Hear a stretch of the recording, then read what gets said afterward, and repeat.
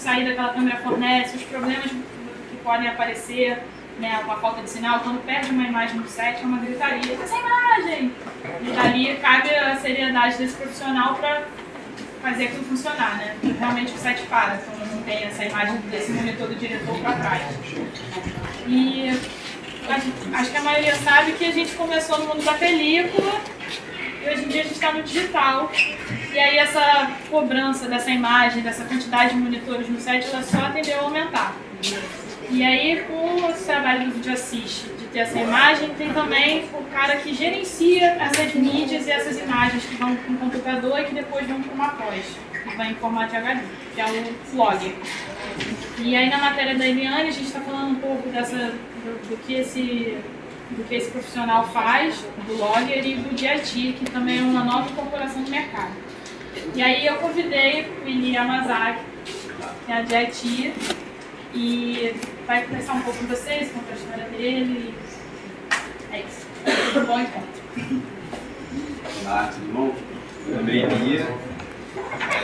Não sei o quanto a Suelen já falou, mas a gente trabalha junto no mercado já há alguns anos. A Suelen já é assistente de câmera, eu também sou assistente de câmera. E uma das minhas funções é o logger, é baixar cartão de câmera, ver se tudo foi gravado corretamente. E é isso que o produtor quer que a gente faça. E a outra função... E a outra função é procurar esse tipo de problema na imagem, por exemplo. Por que está piscando uma luz durante a filmagem? Por que isso vai distrair quem estiver assistindo depois? Essa é a segunda função, essa é o técnico de imagem digital. Não pode desligar, né? Isso já é ali nos dimmers. Imagem, em vez de só copiar e queria saber de vocês, qual é o interesse de vocês em cinema? Assim, ou se é cinema, é comercial? O que vocês gostam desse meio? Eu? Você. Olha, eu cheguei aqui com a ideia de um começo mais comercial, uma área mais comercial, mas eu já não sei. Já não sei. Mas você gosta de filmar, você gosta de assistir o material depois? Eu gosto de escrever. Escrever material. Eu gosto de escrever material para publicidade. Para publicidade, passar umas mensagens curtas e... Sim, curtas assim. Mas hoje eu estou mais aberto a qualquer ideia. Pra gente, os técnicos de cinema é bem diferente, né? O mundo comercial e o mundo do cinema. Sim. Cinema a gente fecha os valores bem mais baixos, Entendo. Faz muito porque está interessado em filmar com aquele... A gente aprende muito mais fazendo cinema do que comercial. Então eu estou começando a ter esse interesse. Em filmar. Mais pela arte mesmo. Em vez de ganhar uma grana. Dinheiro. Dá para ganhar um pouco de dinheiro em cinema também, não é assim não? Sim. Aqui no Brasil a gente ainda tem a sorte de ter dinheiro público no cinema, então ainda tem alguma chance. Eu trabalhei fora do Brasil, como nos Estados Unidos, assim, onde o dinheiro é privado e é diferente a relação de dinheiro, do quanto você cobra, do quanto você recebe por isso. Mas é legal. Eu queria estar no comercial, agora está mudando.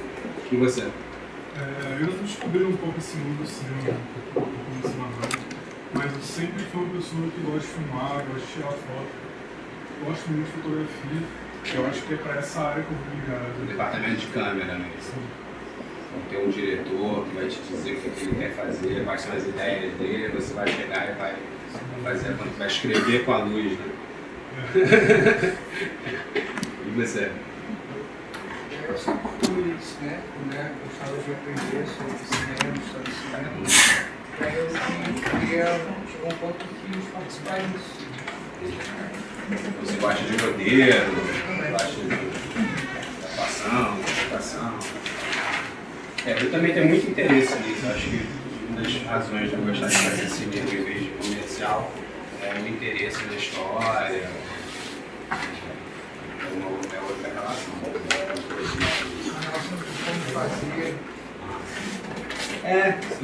A gente ainda tem. Agora a gente tem muito acesso à informação, né? Acho que vocês são de uma geração que pode entrar no Google e ver o making-off do filme que você assistiu ontem no cinema. Isso há 10 anos atrás era impossível. Eu lembro que meu filme favorito de sempre. É um documentário chamado Baraka, que eu assisti desde criança e só mais velho tive acesso a um VHS, um making off, que agora vem no YouTube, de graça. Mas eu lembro que aquilo foi assim, descobrir como o que você mais gosta é feito com o olhar de dentro. Isso foi muito importante para mim. E vocês têm isso de uma forma muito fácil, sabe? Não só técnicos possam vir aqui falar sobre o assunto, mas vocês podem buscar informação. Uma coisa que era muito importante no início da minha vida profissional, que era uma bíblia, que era, literalmente, parece uma bíblia com o manual do assistente de câmera da ASC. Parece uma bíblia, eu acho que tem um propósito, eles fizeram de uma forma que fosse assim, era o manual de todas as câmeras do mundo, as mais atuais, e era a nossa maior fonte de informação. Você xerocar a bíblia de alguém e andar com aquilo na mão. Hoje em dia você tem um iPhone com todos os livros já escritos sobre câmera e lente. É aplicativo, né, da área. No dia só faz, eu tenho um app qualquer, né? Exato. Tem uns aplicativos que você consegue. Antigamente você tinha umas calculadorazinhas assim, que você ficava mexendo os númerozinhos para descobrir profundidade de campo, era muito louco. E hoje você bota no aplicativo, em 2 segundos você tem a resposta. E você? Eu tô aqui mais pelo lado artístico mesmo, pelo lado da história. Contar a história, escrever, ou atuar.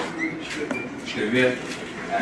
Esse é o mais importante de todos os departamentos e funções e qualquer coisa dentro de um site para filmar. Né?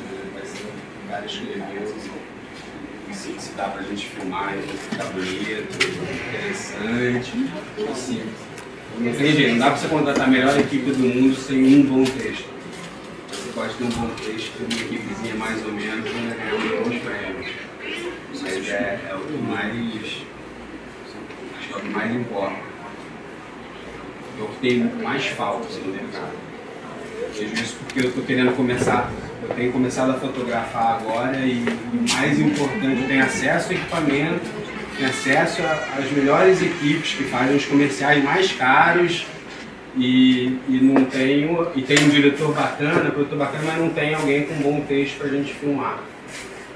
Isso acaba sendo, não é à toa que o roteirista da Globo é o salário mais bem pago, qualquer coisa que você possa imaginar de televisão, de cinema do Brasil. O roteirista ganha o salário mais alto de longe. Eu gostaria muito de me interessar por isso, não tenho o menor saco. É um dom, eu acho. Por escrever. É um dom. Eu gosto muito do departamento de arte. Arte? É lindo, né? Muito. Eu gosto muito como funciona o departamento de estética. Existem duas formas, a gente estava conversando agora, né? O cinema brasileiro puxou muito do cinema americano, né? As funções são muito próximas do como os americanos filmam. Eu morei em Portugal um tempo, e Portugal é mais um modo de se filmar na França. Algumas coisas diferentes, algumas funções são divididas diferentes, e ainda tem um cinema inglês que também é uma terceira forma de se fazer. A direção de arte aqui no Brasil, atualmente, não inclui, por exemplo, supervisionar maquiagem, o figurino, que eram coisas que no passado brasileiro eram parte do diretor de arte, que nos Estados Unidos é production designer. Né? E hoje eu acho que a direção de arte é mais legal, né? Quando você consegue comandar isso, né? Maquiagem, figurino, cenografia, tudo sobre uma pessoa só que faz em harmonia. Isso eu acho a direção de arte mais legal. A minha tia, irmã da minha mãe, é diretora de arte e ela por muitos anos trabalhou nesse formato de production designer, comandando os outros departamentos. E eu sou super fã dela, assim, porque ela é super rigorosa, assim, acho que ela é dessas chefes deve ser péssimo de ter, mas o produto final justifica qualquer coisa. E você? Meu interesse sempre foi isso, mais da televisão, em geral. Mas dentro disso eu gosto muito de roteiro, também de escrever, mas também gosto da parte de organização. Produção. E quando você diz virar da televisão, você quer dizer o quê? Tipo, novela, séries, reality show, Mais jornalismo, sério, mas séries.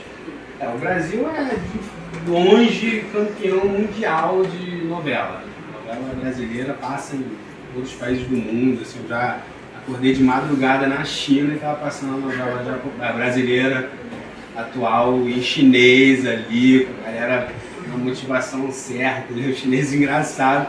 E eu achei o máximo, porque a gente foi fazer um filme na China com a Lucélia Santos. E aí um dia a gente entrou no Lucélia Santos, não sei se vocês sabem quem foi, mas ela fez Escrava Isaura, que foi uma novela super importante brasileira. E que passou foi o primeiro produto internacional a passar na televisão chinesa.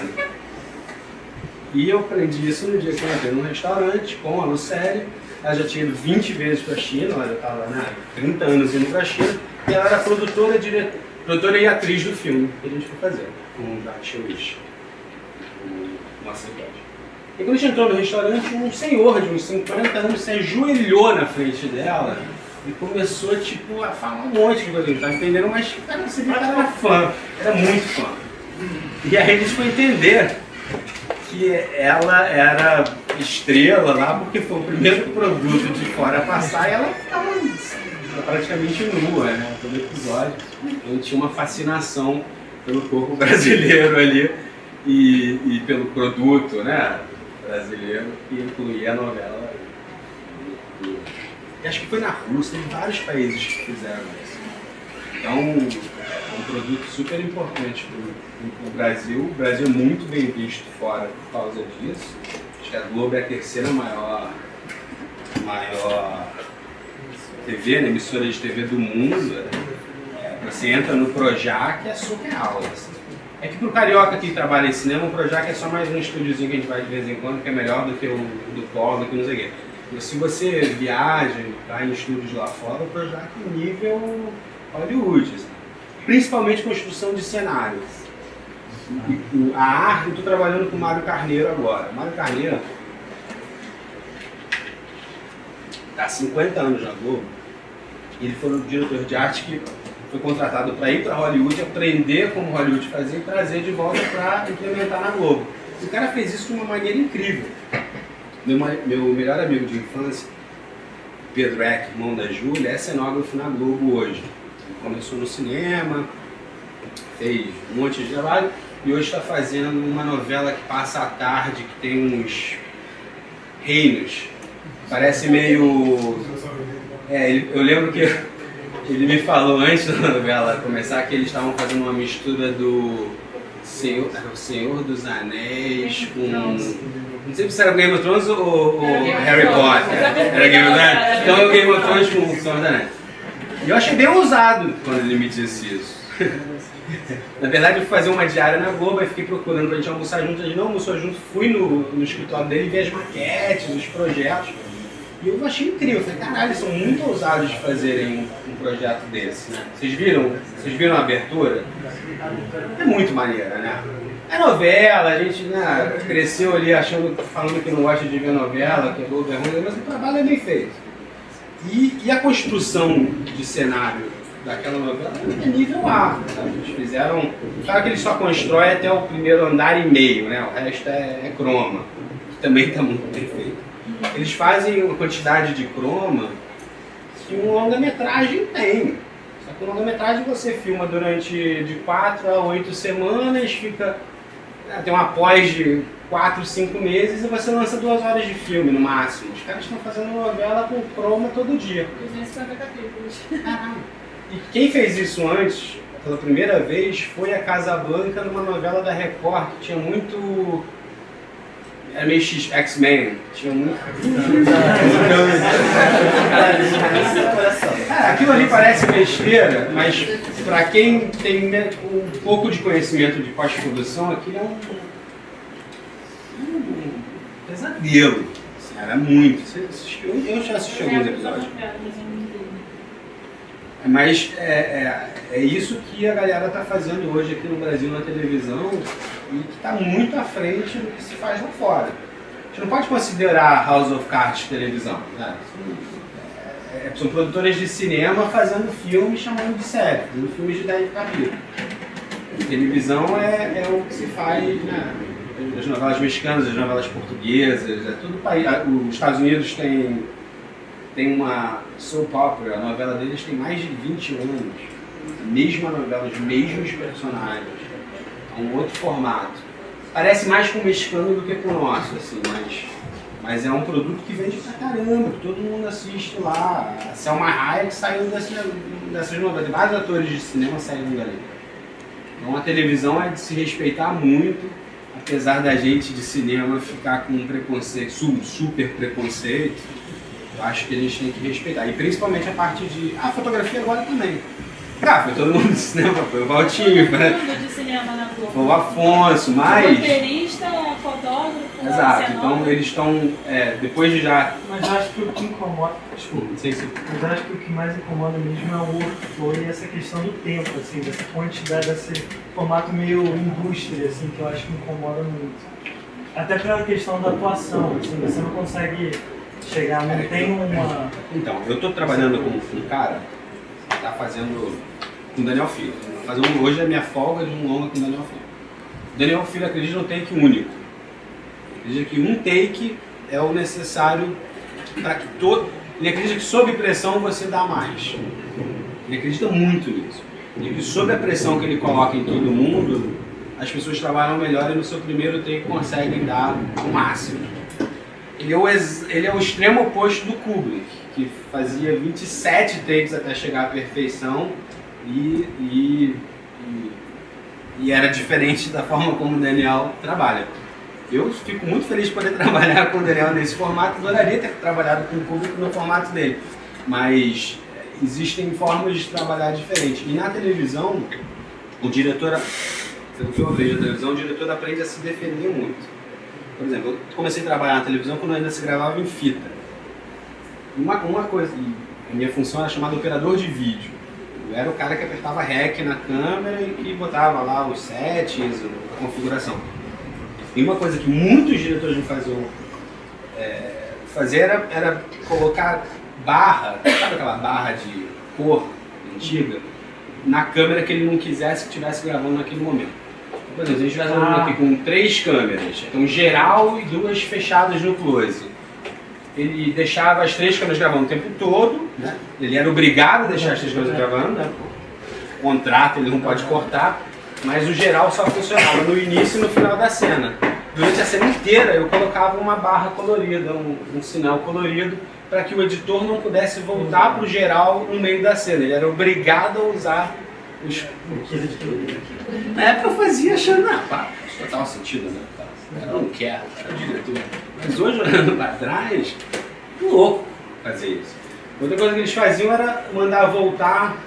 A gente fez 3 takes. Aí ele não gostou dos 3, vamos fazer o 4. Tá? Então volta pro primeiro e grava por cima. O 4º take. Então a gente só entregava o que estava bom. Você não entregava uma opção. E aí você, no início, acha, o cara quer controlar o mundo, o cara, o sucesso subiu a cabeça dele. Mas depois você aprende que ele fazia isso, porque na televisão, diferente do no cinema, o diretor provavelmente não vai acompanhar a edição. E independente das anotações que a continuista fala, o melhor take a partir do 1 minuto e 35, do take 7, né? O editor tem que ter autonomia de montar da forma como ele acha melhor.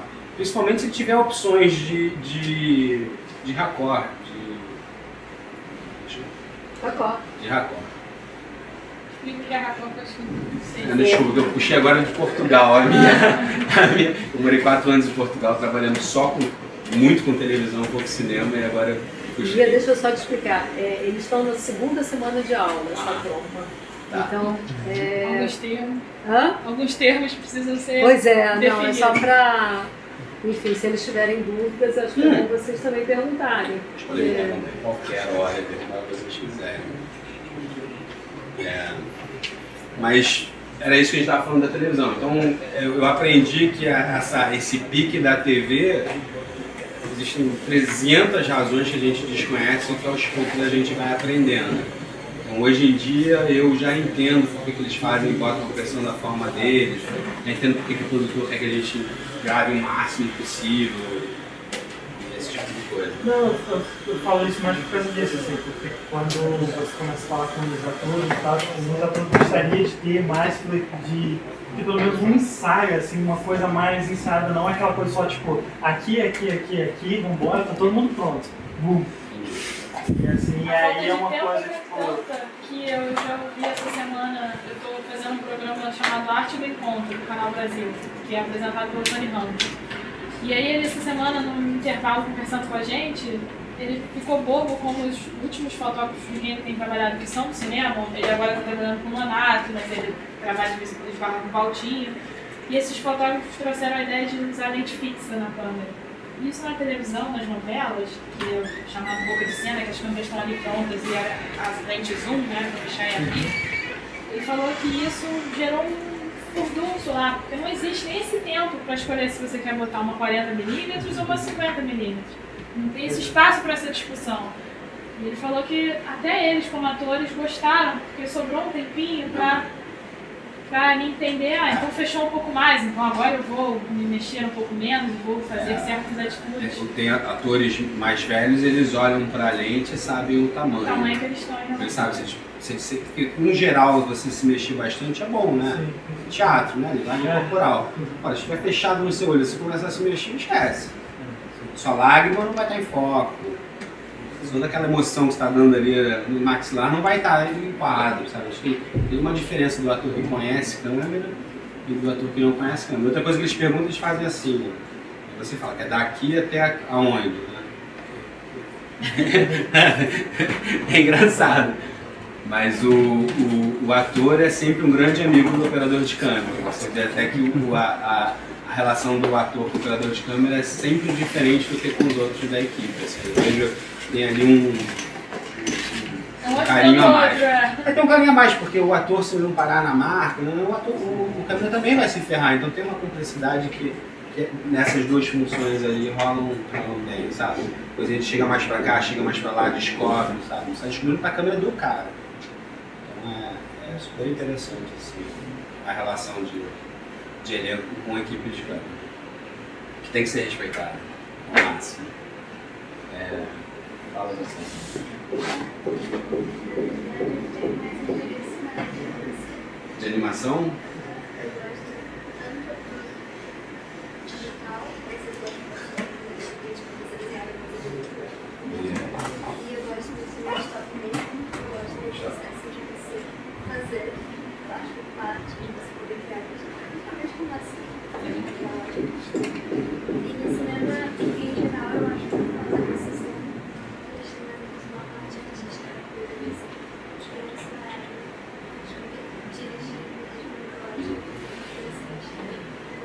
Pô, a animação é uma coisa que o Brasil também está super avançado, né? Eu mesmo não conhecia tanto, assim, eu só conheço o que falam, mas é super avançado, né?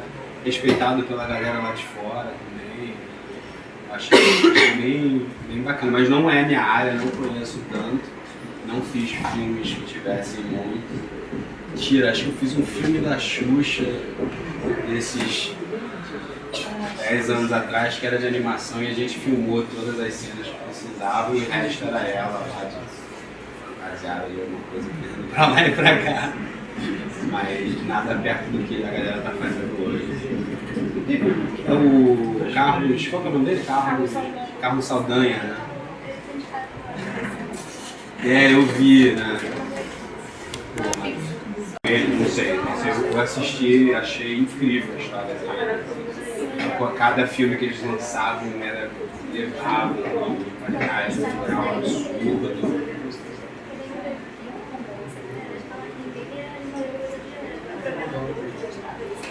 Massa. Depois o Steve Jobs teve a companhia. Não, achei muito legal a história. Mas interessante. Eu gosto de roteiro, mas eu gosto de escrever e pensar. Você gosta de cinema brasileiro? Gosto. Você assiste? Você gosta de roteiros? Gosto. Eu sempre procuro dos meus roteiros favoritos é o roteiro de cidade de Dentro. Mas eu tenho uma preocupação muito grande com toda a construção dos filmes. Porque sempre que eu penso na história, eu penso em como ela deve ser construída. E não da forma como foi.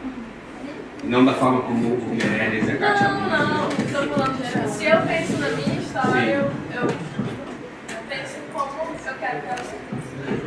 Claro. Eu acho o Estagiário muito bonito, né? Foi feito por um diretor e um fotógrafo de comercial, né? Eles bavam fazendo todos os comerciais mais incríveis do Brasil e aí fizeram aquele filme parece um marco. Eu lembro que na época eu morava nos Estados Unidos e eu tinha orgulho, assim, de... Apesar da história ser o que é, né? O maior orgulho era de levar alguém para o cinema e falar esse filme foi feito no país que eu venho. E na época eu cresci em Jacarepaguá, então minha família ainda morava em Jacarepaguá na época que o filme saiu. E isso para o americano era... devia ter 16, 17 anos, não porque era quando o filme saiu. Mas para um americano lá em Nova York olhar e pensar que minha família, 2001, eu já tinha 20 anos, e pensar que a minha família ainda morava naquele bairro onde era a Cidade de Deus, era bem estranho, né? Mas foi um filme muito importante. O Central do Brasil foi antes, né? Foi alguns anos antes, né? E o Central do Brasil que também foi ao Oscar. E aí o Cidade de Deus também foi, né? Lembra que foi próximo. Foi porque Central 98, 24 99. E o... Foi quando a Fernanda foi e foi roubada. E eu lembro também do Madame Satã, que é da mesma época, que bombou lá em Nova York. Foi um filme assim que a comunidade gay de Nova York assim, abraçou e levantou assim, por causa da questão. Lembro que foi na mesma Cidade de Deus porque o Lázaro Ramos ia fazer o papel do Zé Galinha no Cidade de Deus e o seu Jorge ia fazer o papel dele no Madame Satã. E aí acho que teve essa troca logo antes. Você disse por uma entrevista com o seu Jorge, ele conta isso, que ele estava se preparando há um tempo e aí teve a troca e foi ótimo para a carreira dos dois. Foi muito legal. Eu não sei, a gente fala as coisas, mas tipo, segunda semana, sabe? Enfim, eu gosto de roteiro, eu gosto de fazer o meu e adaptar livros, eu acho muito interessante. Eu gosto de direção, porque eu sou muito controladora, tipo, eu acho que eu vou querer controlar o meu roteiro, sabe? E eu gosto de direção de arte.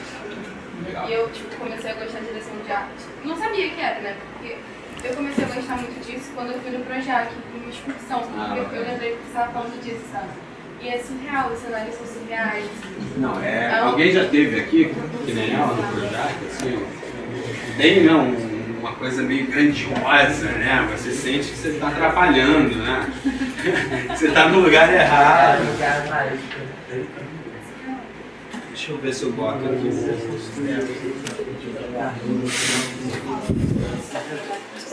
Então, vou falar um pouquinho do que a gente...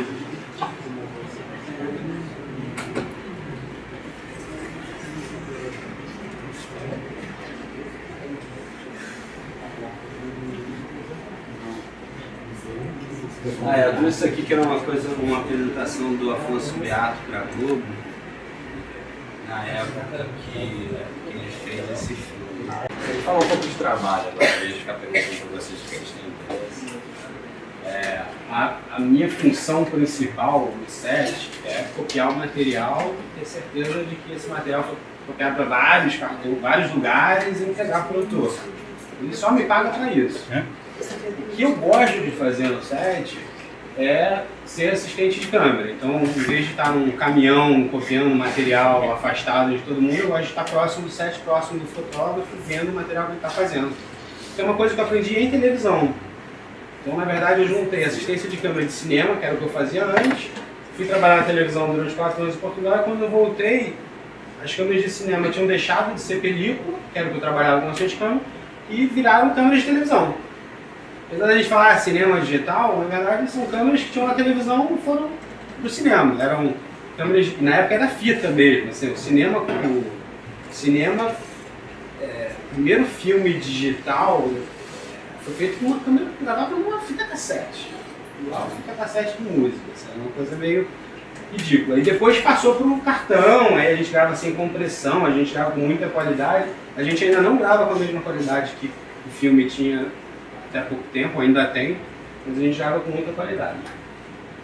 Então a ideia é de que o logger deixe de ser um cara que só copia o material e passe a ser um cara que também dá opinião sobre a exposição da câmera, sobre como a câmera vai gravar, sobre a configuração. E isso aqui é uma forma simples de você entender isso. Na verdade, isso é um workflow de pós-produção, onde eles mostram o processo do cartão saindo da câmera, indo para o computador jogando para vários outros HDs, e daí indo para pós-produção até sair um DVD, ou sair uma imagem qualquer. Então é isso como a gente grava hoje. Uma equipe de câmera normalmente tem um fotógrafo, um operador de câmera, 2 assistentes de câmera, um videoassiste e um logger. São 6 pessoas por cada câmera, sendo que o fotógrafo não precisa ter uma segunda câmera. Então o trabalho que a gente faz, apesar de ser muito fácil, pode ser Ctrl+C, Ctrl+V ali de copiar e colar, mas você é responsável pela integridade do material. Então, se o Daniel Filho decidiu só fazer um close da Xuxa e esse close tem um problema qualquer e você não disse que tinha um problema no dia da filmagem e eles só identificaram à noite, a pós-produção, depois de receber, identificou, vira uma responsabilidade sua não ter falado. Então, apesar da função ser muito simples, ela é muito importante. Principalmente porque antigamente se esperava até o laboratório dar um ok na imagem, né? Você já não estava naquela locação, você já não tinha mais aquele ator, o cara já cortou a barba, o cabelo, e agora você precisa filmar com ele de novo, porque o negativo queimou, sei lá, algum problema técnico aconteceu. Então, hoje em dia não existe mais essa opção, você não tem mais um problema técnico que alguém descobriu uma semana depois. Hoje em dia você tem um cara do departamento de câmera que vai te dizer minutos depois que saiu da câmera se o material está ok ou não.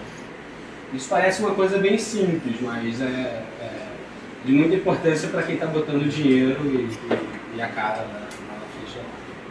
Mas aí cada câmera tem o seu logger ou o logger é responsável por... A gente consegue absorver várias câmeras, dependendo da câmera, da quantidade de material e do tipo de equipamento que eu tenho para copiar esse material de você.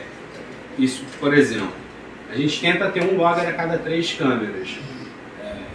E sendo isso já é muito, eu não consigo dar playback no material inteiro de 3 câmeras se eles estiverem rodando muito. Agora, se for 2 Alexas e uma GoPro de vez em quando, já é mais fácil, então depende muito disso. Eu recentemente fui chamado para fazer um videoclipe grande.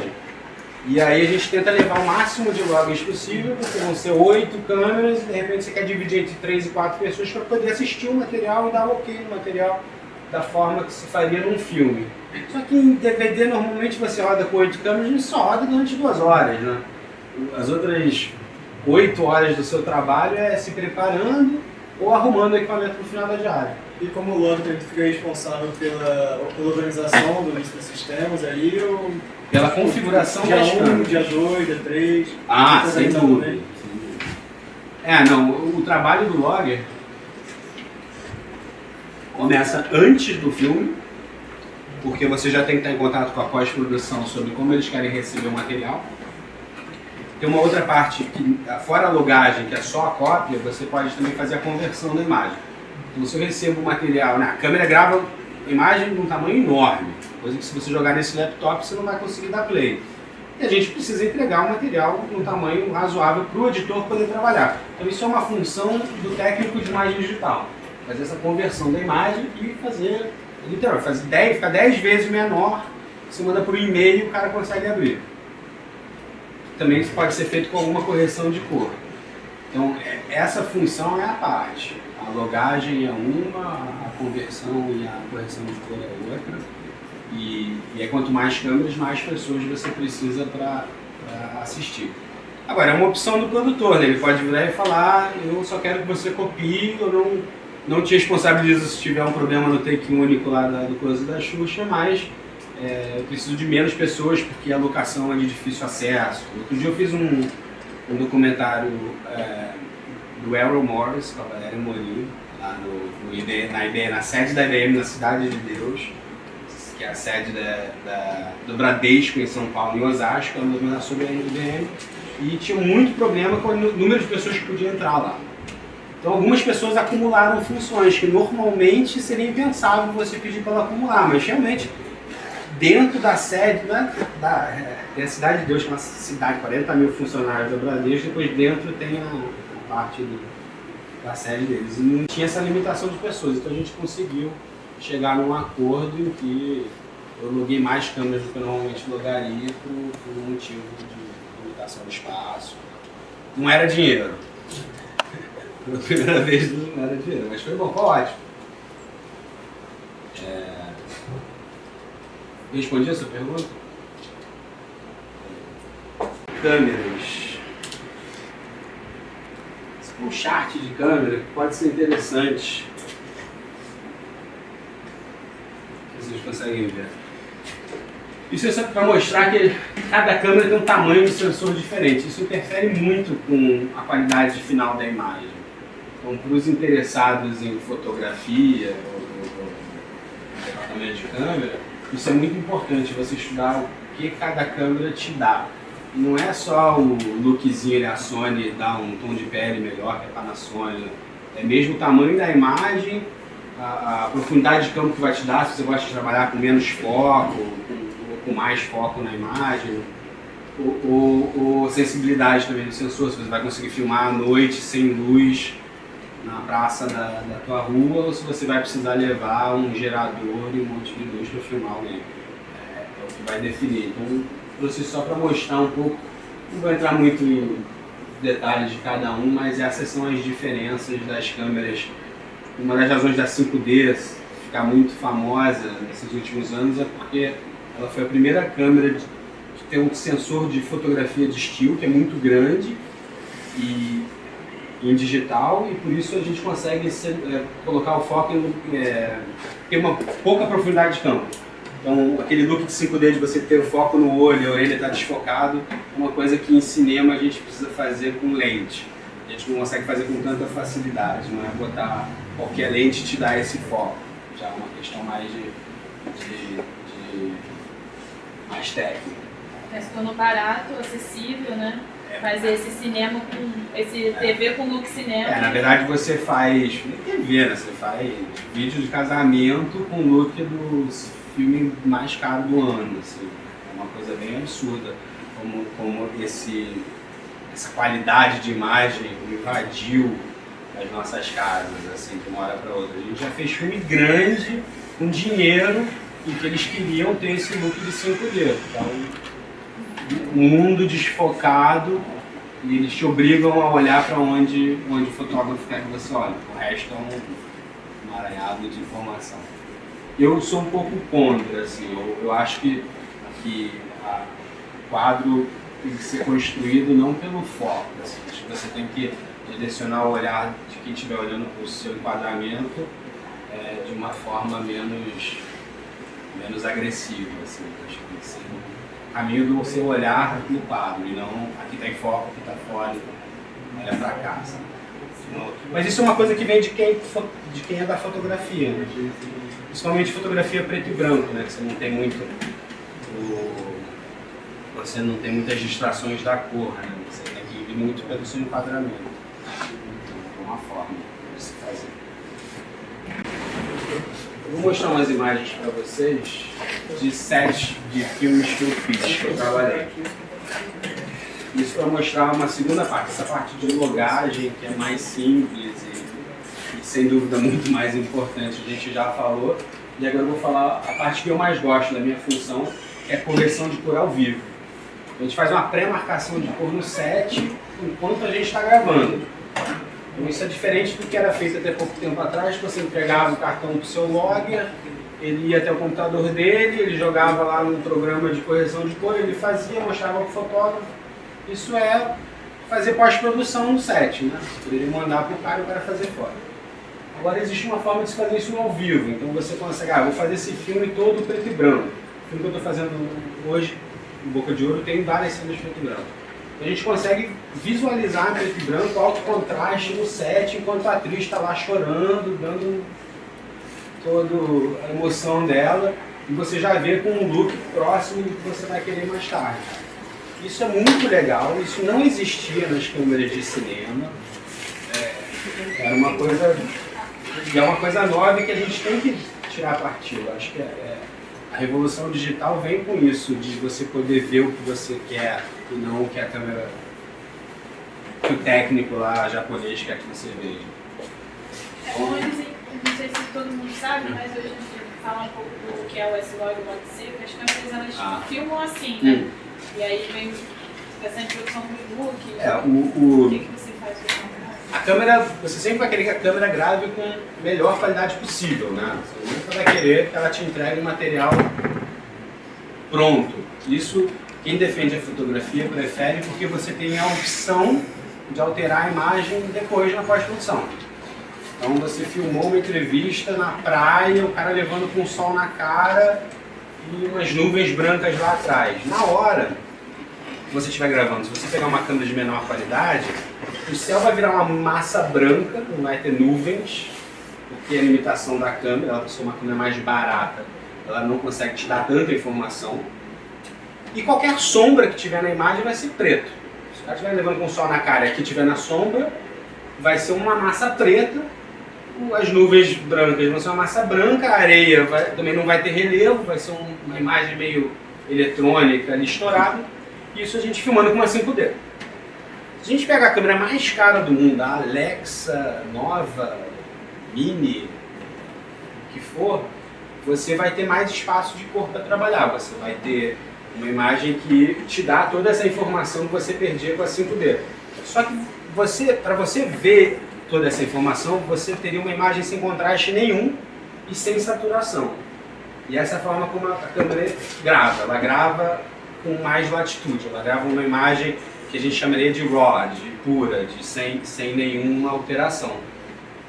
Só que você vê essa imagem, ela não te dá tom de pele, o figurino não consegue julgar lá o vermelho da blusa, maquiagem, então esquece, vai te odiar para sempre. Você não consegue julgar a imagem. Então a câmera vai te dar um LUT, na verdade, um Lookup Table.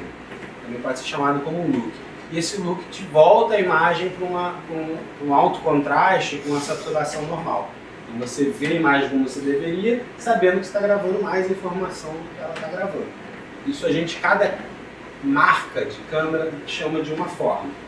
A Sony chama de S-Log, a Canon chama de C-Log, a Red chama de RAW, a Alexa chama de Log-C. Cada uma criou uma forma de chamar a mesma coisa. E o que eu consigo fazer hoje no ao vivo é alterar esse look.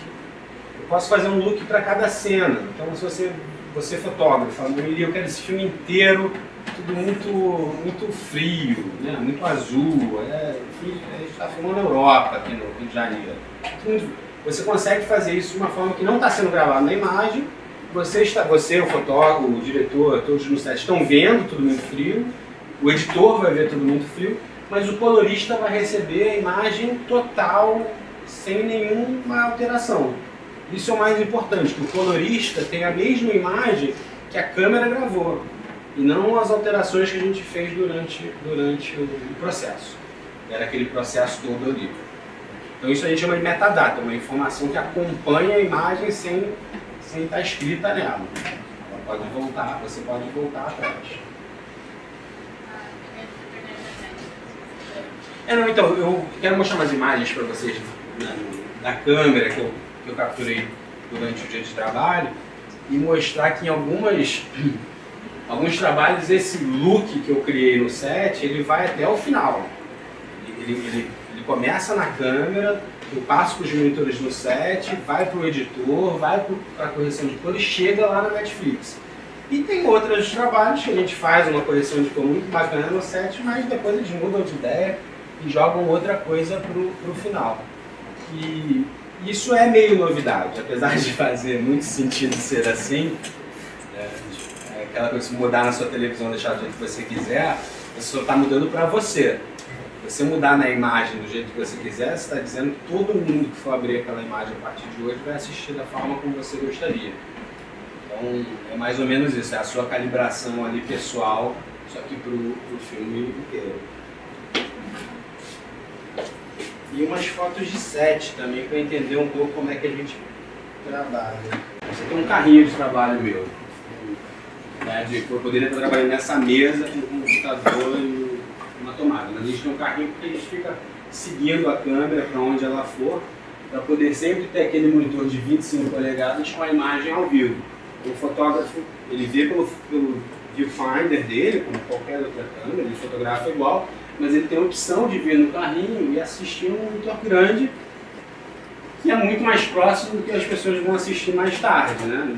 Ninguém tem uma televisão de 25 polegadas em casa hoje em dia, todo mundo tem um pouco maior, mas é a primeira vez que o fotógrafo consegue ver num monitor grande a imagem que ele está filmando. Porque senão a gente fica preso ali ao mundo do viewfinder e só você vai ver pelo viewfinder essa imagem. Nunca mais alguém vai botar o olho ali para assistir o que você filmou.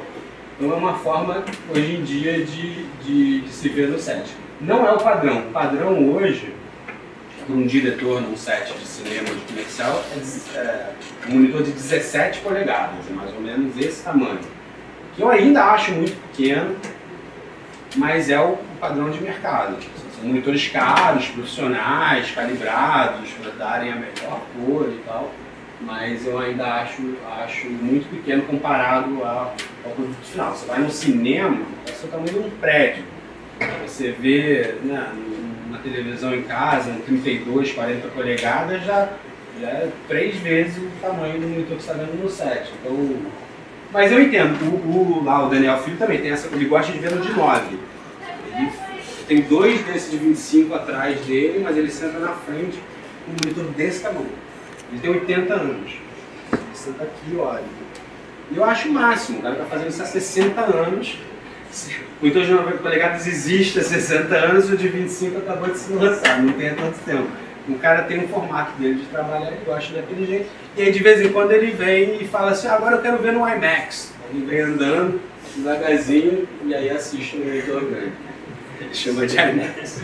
E eu fico super feliz de ele estar gostando. Você tem um carrinho com dois monitores, e aí você tem um computador, um RAID cheio de HD, para quem entende mais de computador, 2 computadores, 2 monitores, controles de correção de cor, correção de diafragma, leitores de câmera, mais HDs, é o que você teria numa ilha de edição, só que você está numa unidade móvel. Literalmente, a câmera andou daqui 50 metros para lá e eu vou e ando 50 metros para lá da câmera.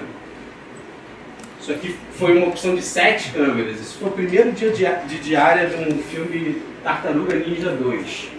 A unidade de ação, eu só fiz a unidade de ação. Fui uma vez, teve uma diária com elenco de verdade. O resto era dublê, explosão. E as cenas que a gente fez nas cataratas que passou não tinha tartaruga nenhuma. A gente fez. Alguém assistiu esse filme? Tem umas cenas que cai um avião dentro do rio. A gente filmou. Só que não tinha ninguém do elenco. Era tudo coisa de animação, computação gráfica. E ficou muito bem feito. Eu fiquei impressionado. Eu achava que aquilo ali não ia dar em nada. Sobrevoando. Tinha helicóptero. Foi muito legal. Não tinha nem drone ainda. Isso foi em 2014. Em filmes grandes, você tem a unidade que faz as cenas com elenco, né, o grosso do filme, e aí você solta umas segundas ou terceiras unidades para fazerem cenas de ação. Você normalmente tem um diretor de ação, só faz esse tipo de trabalho, e isso foi uma dessas filmagens. Qual é o software usado? Parece da Vinci. Esse é o LiveGrade. Eu uso o DaVinci também, que é um programa de graça. Para quem tem interesse em pós-produção, eu super recomendo. a Blackmagic comprou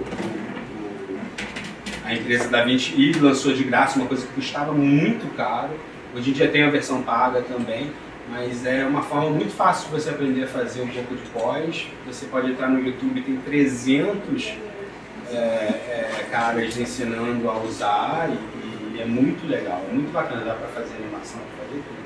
Som também, dá para mixar. E eu uso para fazer a conversão e o sync. Eu recebo o cartão da câmera, o cartão do técnico de som, eu synco o material e mando convertindo para o meu look ali dentro. É parte do trabalho. E eu uso o DaVinci para isso. Apesar de ser um programa pago, ele é muito eficiente. Normalmente não é assim. E a versão de graça pode sincar e converter.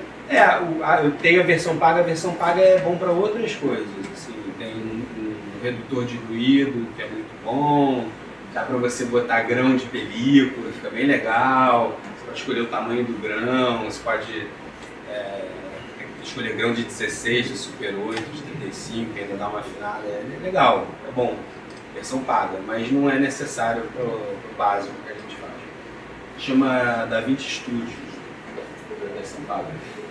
Esse programa que parece o DaVinci é o Live Grade, é o que me deixa fazer a mesma correção que eu faço no DaVinci mais tarde, no ao vivo, durante a filmagem.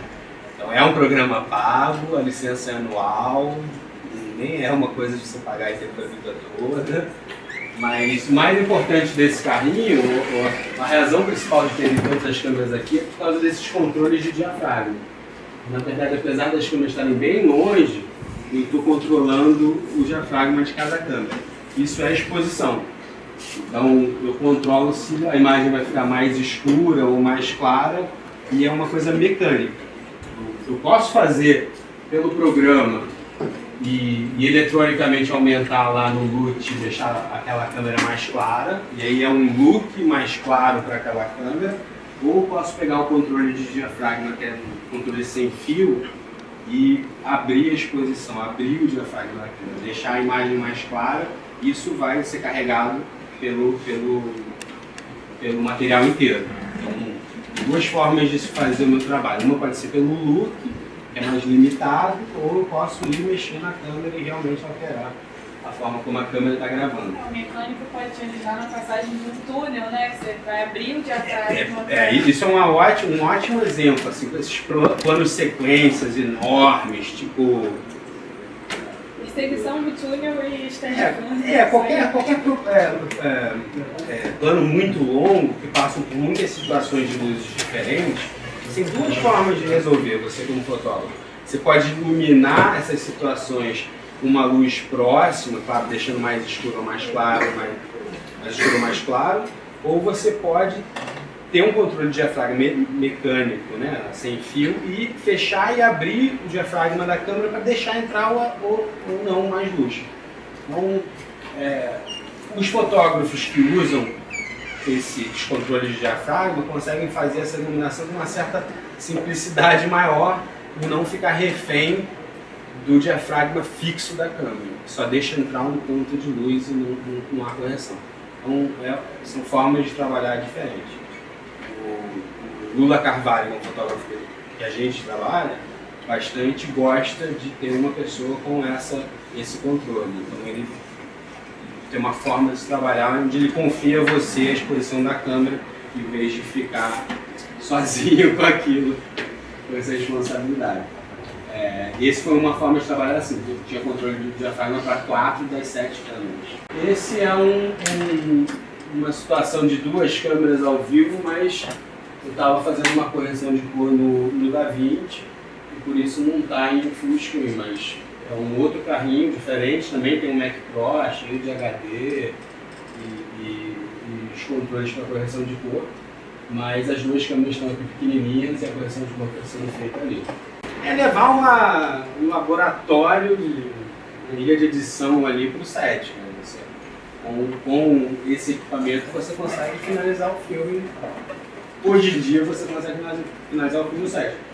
Se eu fosse uma editora, eu poderia estar editando em paralelo ao diretor filmando.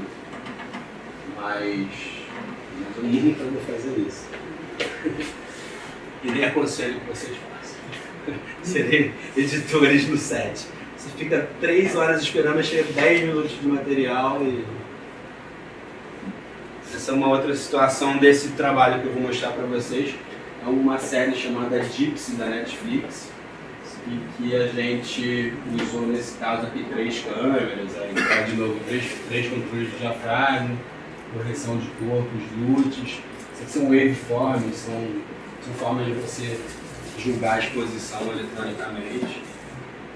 E situação de 4 câmeras, cada monitor tem a imagem dividida em 2 câmeras. Você consegue também, se já é um comercial, já é um trabalho menos interessante. E o último é esse aqui, que são 11 câmeras. Na verdade, nesse caso eu tinha todas as 11 câmeras cabeadas com um aparelho, um multiviewer, e dali saiu um sinal e eu posso desenhar como eu quero cada câmera e qual o tamanho de cada câmera aqui dentro desse monitor. Então eu montei aqui, tem 11 câmeras diferentes, aí eu conseguia chavear cada uma para cá, para eu ver no fundo. E o diretor estava sentado na frente de uma televisão muito grande. 3 pessoas para carregar. Só que aí, como tinha essa imagem na televisão dele, era enorme, né? Maior do que essa tela, e as outras câmeras já ficavam num tamanho razoável. Acho que um bom trabalho. Isso foi Summer Stage, o diretor era o Spike Lee. Era um ator lendo um texto do Martin Luther King, que foi super interessante. Foi emocionante. E foi o primeiro trabalho que eu fiz depois de 10 segundos. Acabou 10 segundos, eu viajei e fiz esse trabalho lá. E uma pergunta, esse equipamento, não sei se você já falou disso, esse equipamento é seu, você aluga, enfim, como é a gestão assim dos equipamentos? Então, quando a gente vai trabalhar, a gente normalmente se alugam a câmera de uma locadora, né? Uma câmera de cinema hoje é muito mais barato do que era antigamente com a película, 3, 4 vezes mais barato, mas continua custando $60 mil, R$200 mil. Então, todo equipamento de câmera vem de uma locadora, seja a locadora de um fotógrafo ou não. E as locadoras investem muito em acessórios para a câmera deles. Eles têm as melhores lentes, as melhores cabeças, tripés, monitores. A única coisa que eles não têm, que é muito bom, é o equipamento de logagem. Porque não é a especialidade da casa, né? Eles ganham dinheiro em equipamento de $100 mil, não num laptop de $2 ou $4 mil. Então, normalmente, a locadora de cinema, mesmo que ela tenha um equipamento muito bom, ela vai te dar um laptop com pouquíssimos programas de graça para você fazer o copy-paste, né, que você manda ler. Isso é ótimo para profissionais como eu, que investimos em equipamento para suprir a falta do mercado. Então, todos esses carrinhos que eu mostrei para vocês são meus, todo o equipamento no carrinho é meu, menos os controles de diafragma que vêm com a câmera, mas isso é um equipamento que eu alugo para produção, e cada job tem menos ou mais equipamento de acordo com a necessidade do filme e com o orçamento. É mais de acordo com o orçamento do que com a necessidade do filme. Mas o fato de você poder servir, né, dar esse serviço a mais de correção de cor acaba me chamando para projetos. O fato de eu ter certos equipamentos me deixa fazer projetos que eu não poderia sem. Então é uma mistura de eu compro o que eu preciso para o próximo job, ou para os jobs que eu gostaria de fazer. Então, quem não tem equipamento hoje em dia, né, que faz a minha função, provavelmente vai ficar dentro de um caminhão de câmera ou do lado entre o figurino e o banheiro da figuração, sentado numa mesa trabalhando. Quem tem equipamento vai ficar num carrinho do lado da câmera, conversando com o fotógrafo e ouvindo o papo do diretor com o produtor. Então vira uma coisa mais... na minha opinião, se você tem um carrinho, se você tem equipamento, você consegue estar mais próximo de onde a ação está acontecendo. Mas é tudo alugado, assim, uma negociação a parte do seu cachê. Você recebe pela sua função e você facilita dando estrutura para o filme ou não, ao seu equipamento. Eu não faço filmes em que eles não querem pagar e faço filmes que eles pagam o investimento. Então essas são imagens que eu capturei durante a filmagem. Aí, aqui em volta são informações que a câmera te dá sobre como a imagem está sendo gravada. Desse trabalho a gente usou uma câmera da Panasonic que grava em 4K, então grava na qualidade que a Netflix quer receber. Tanto a Netflix quanto a HBO colocaram um limite mínimo de resolução a 4K. Quer dizer que se hoje você filmar com uma câmera que não grava em 4K, eles não passam o material. São pouquíssimas as exceções e isso limita muito a escolha das câmeras. As melhores câmeras do mercado hoje em dia são as câmeras da Arri, que é o que a gente usa na maior parte dos filmes e séries, a não ser quando são séries e filmes da Netflix e da HBO. Mas é uma coisa que a Arri já está resolvendo lançando uma câmera que grava nativo em 4K. Então, essa é uma informação. A informação é o frame rate, a velocidade que a gente está gravando o material. 23,98 é igual ao nosso 24 quadros de cinema. A gente continua vendo um flickerzinho que a gente associa à qualidade, mas na verdade é um erro, né? A gente não vê com flicker, mas quando a gente vê o flicker a gente associa a filmes e acha o máximo. Existia uma ideia de passar para 30 quadros. 30 quadros seria o nosso olho humano, a velocidade em que a gente vê as coisas acontecerem. Mas na época do negativo isso foi evitado porque aumentaria o consumo de negativo e eu conheço o valor, né, da filmagem. Aqui está dizendo que a gente está gravando em RAW. De novo, aquela coisa de gravar com a melhor qualidade possível, em vez de gravar a imagem com compressão. Aqui está dizendo que o gravador interno da câmera não está gravando, a gente está gravando com o gravador externo. Quanto tempo a gente tem no cartão? Essa câmera usava uns cartões de 1 tera, Rodex, SSD. Sem brincadeira, acho que era cartão de $5.000, assim, uma coisa absurda. Mas é incrível, a velocidade enorme de transferência de dados, dava 85 minutos gravando em RAW 4K, no gravador Codex. Aqui está dizendo que está ligado na tomada, mas isso é mentira, na verdade a energia na câmera está entrando onde você ligaria ela na tomada, mas está ligado em 2 baterias ao mesmo tempo. Você pode trocar uma sem ter que desligar a câmera, chama de hot swap. Timecode, aqui o ND está dizendo que não tem nenhum filtro interno na câmera, que a qualidade que você está vendo é a imagem limpa, sem os filtros de densidade neutra, que deixariam a câmera mais escura, você vai ficar mais aberta. Temperatura de cor, isso quer dizer que a gente a temperatura de cor da câmera, como a câmera reconhece cor, se é mais frio, se é mais quente. ISO é a sensibilidade. Essa câmera tem um ISO nativo 5000 ou 800.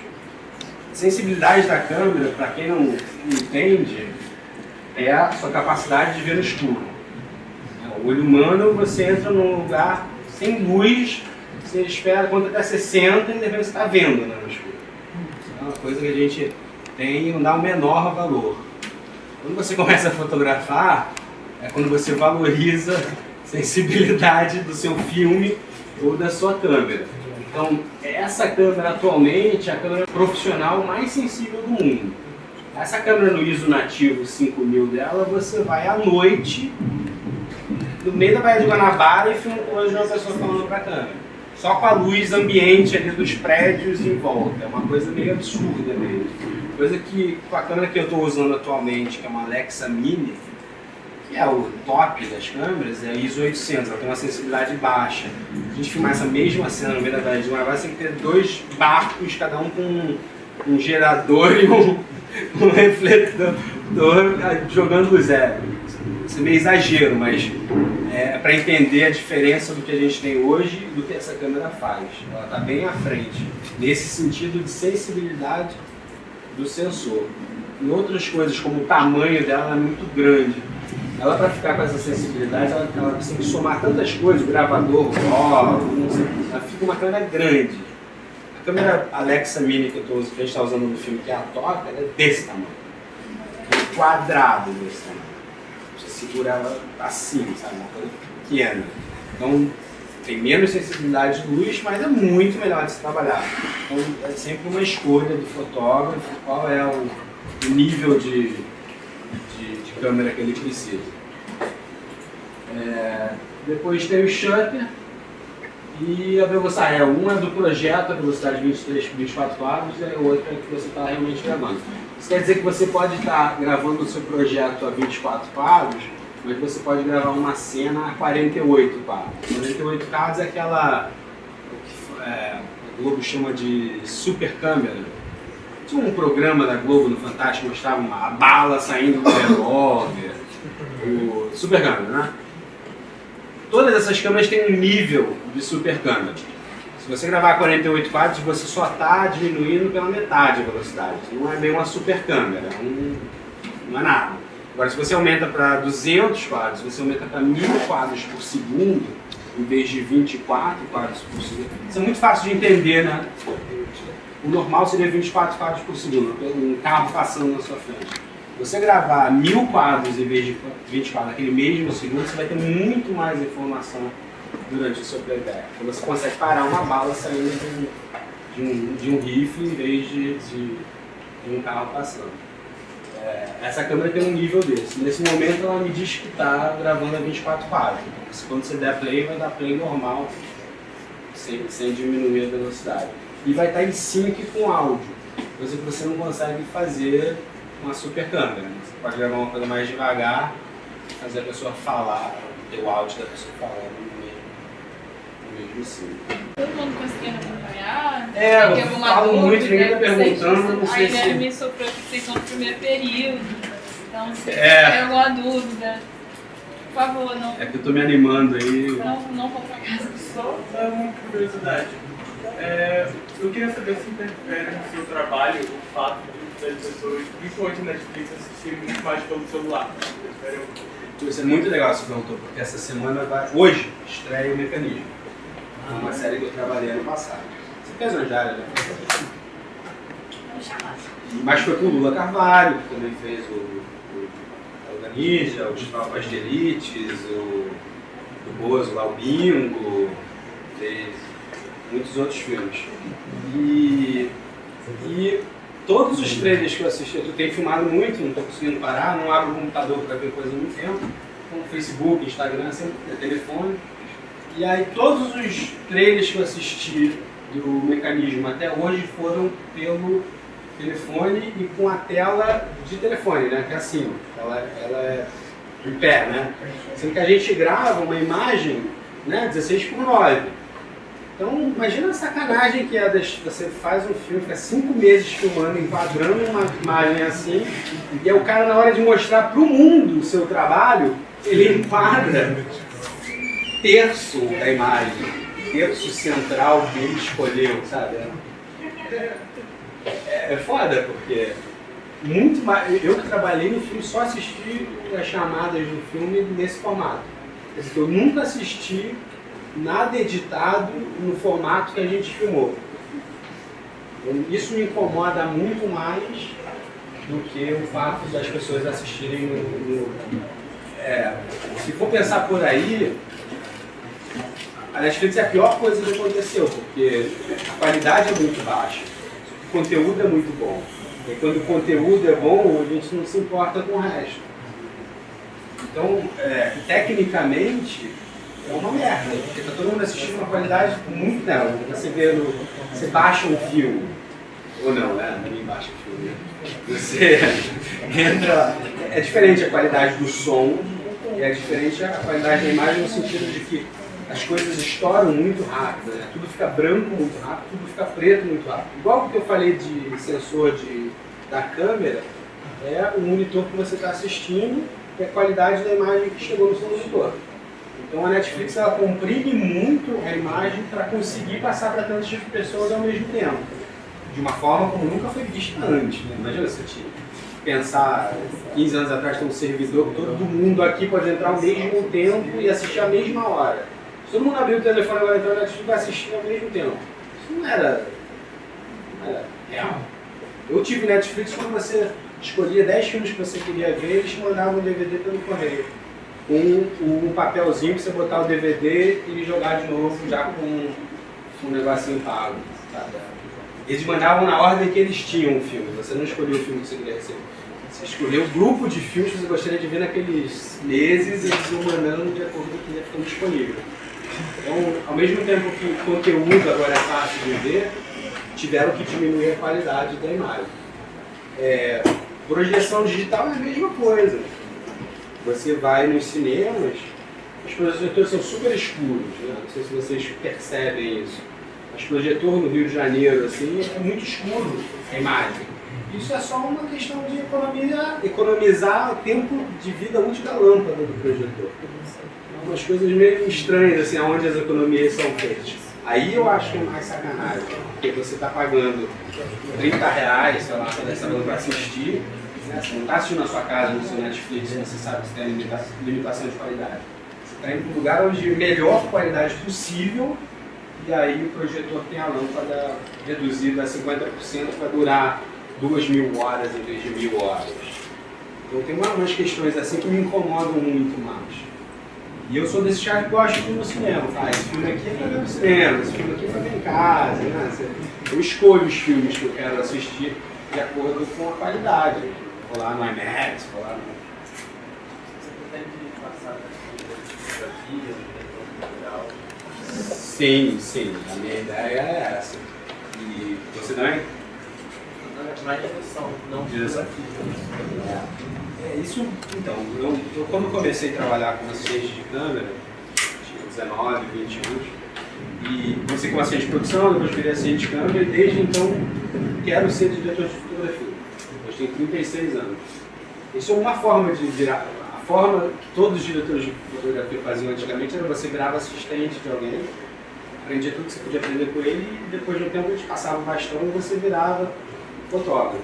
Isso foi a escolha que eu fiz durante a minha vida, de ser assistente dos melhores, né? Aprender com os melhores, para poder virar fotógrafo hoje. E hoje eu quero virar fotógrafo, tenho fotografado projetos pequenos e aos poucos espero trabalhar mais.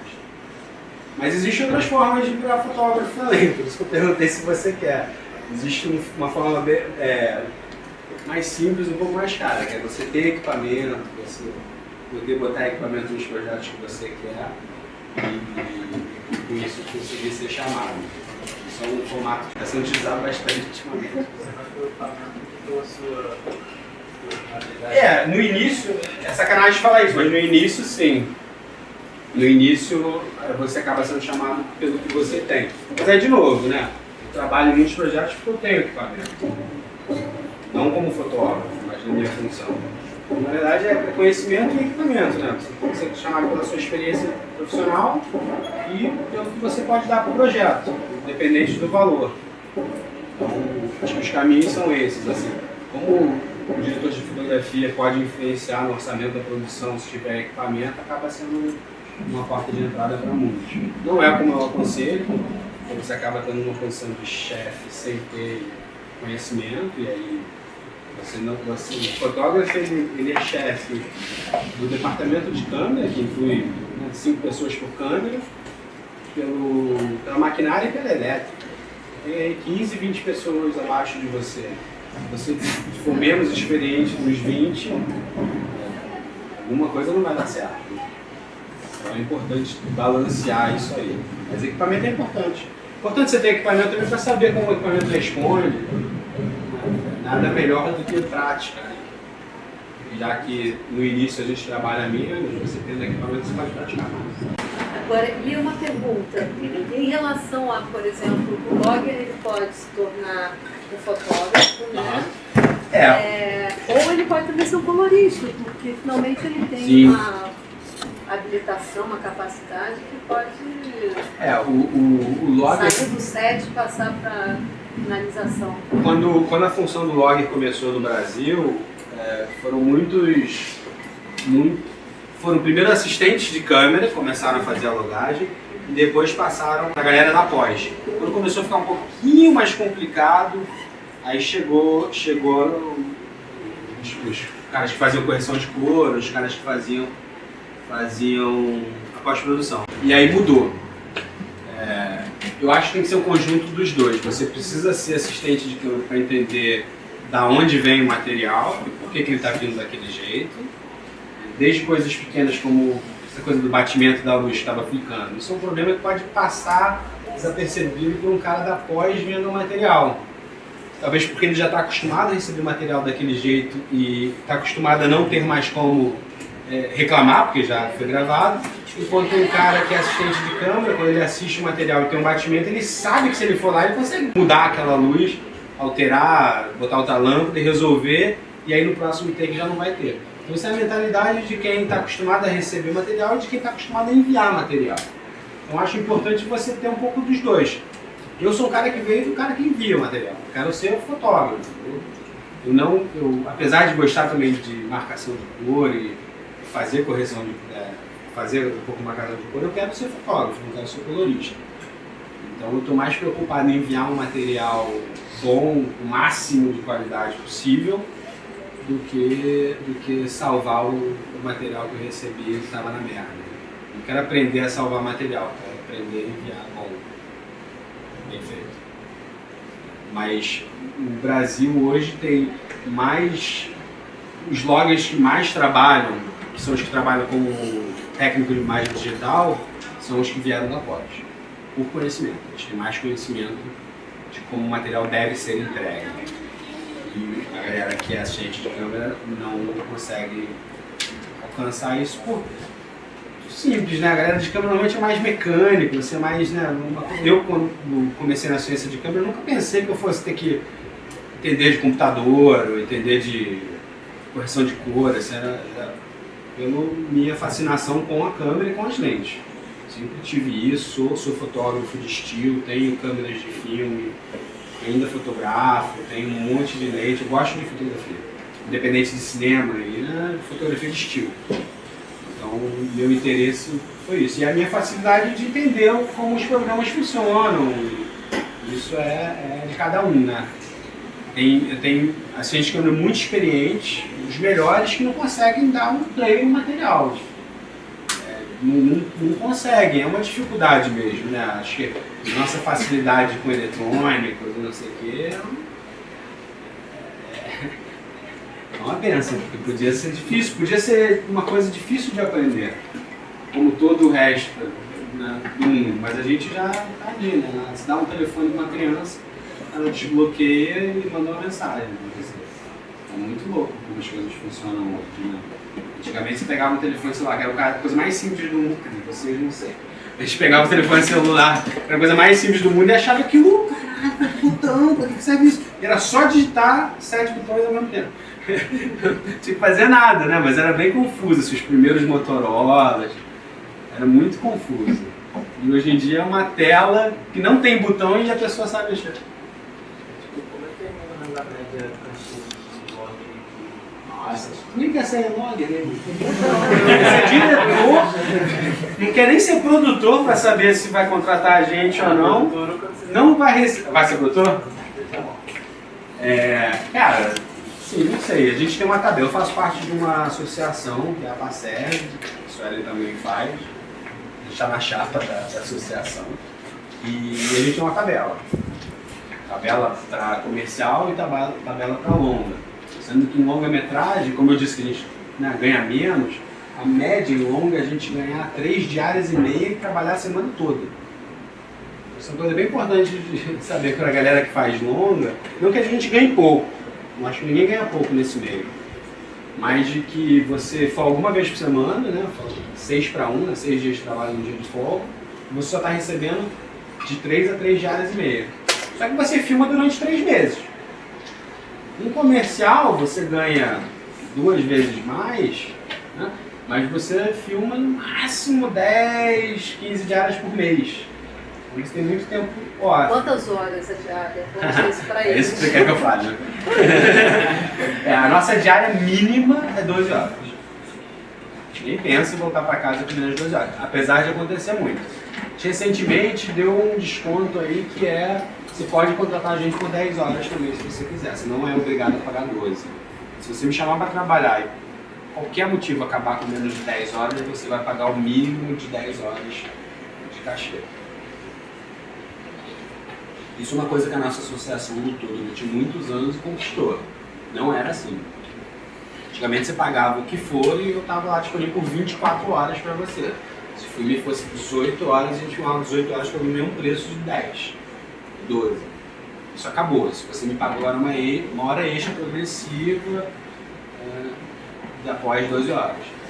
Então, não é 8 horinhas, não é acordar cedo, chegar, voltar cedo para casa e continuar seu dia. Sua vida gira muito em torno do trabalho por causa das 12 horas de trabalho. É um trabalho físico e mental. Muito. Principalmente no início. Assim, tem umas regrinhas que hoje em dia pararam, não sei porquê, mas tinha uma coisa que era não podia sentar.